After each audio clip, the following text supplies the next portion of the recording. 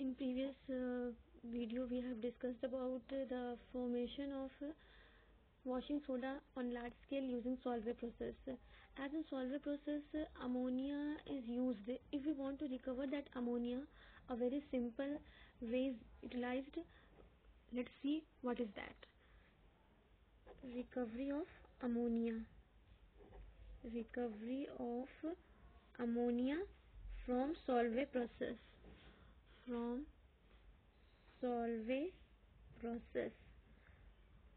What we have to do is the ammonium chloride which has been formed in one of the step of Solvay process. Ammonium chloride which have been formed in one of the step of Solvay process is combined with calcium hydroxide.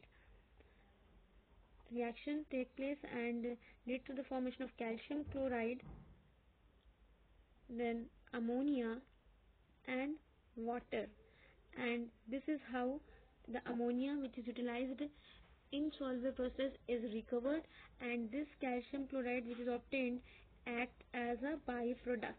We have to remember one thing, that calcium chloride which is formed is a byproduct, and this whole reaction is the step to show the recovery of ammonia which is used in the Solvay process.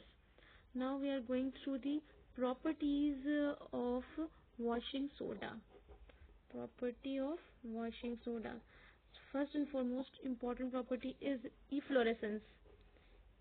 What is this efflorescence is when any crystalline hydrated salt is exposed in the dry air, that particular hydrated salt loses its moisture, and this process of losing moisture is known as efflorescence. After losing the moisture, that crystalline salt acquire powdery form.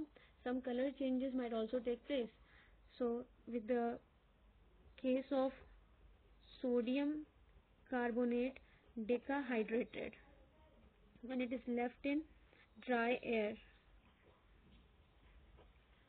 it loses its water molecule Na2CO3, and from sodium carbonate decahydrated it gets converted into sodium carbonate monohydrated. 9 molecules of water get removed from it, and if further this sodium carbonate monohydrate is again heated to temperature of 373 Kelvin, then this water molecule which is left behind is also removed, and we will get completely dry form of sodium carbonate monohydrated, that is Na2CO3 only. This is powdery in nature, and the remaining water molecule is also found to be removed. This is also known as soda ash. This is known as soda ash. So first property of washing soda is that it shows efflorescence. What is efflorescence? It is the removal of moisture from the hydrated salt when exposed to dry air. So when sodium carbonate decahydrated is exposed to dry air, it loses 9 molecule of water and convert it into sodium carbonate monohydrated. When this sodium carbonate monohydrated again heated, it also detaches this 1 molecule of water from itself, and only sodium carbonate is left behind, which is the powdery form of hydrated salt. This is what we known as soda ash. Next is hydrolysis.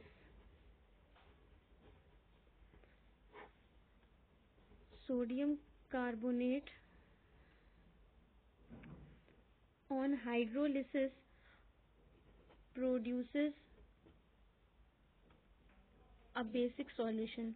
Firstly, what happens when sodium carbonate is put into the water, it is split and form sodium ion and carbonate ion, and this sodium and carbonate ion, this sodium get converted into sodium hydroxide, and on hydrolysis this carbonate ion get converted into carbonic acid.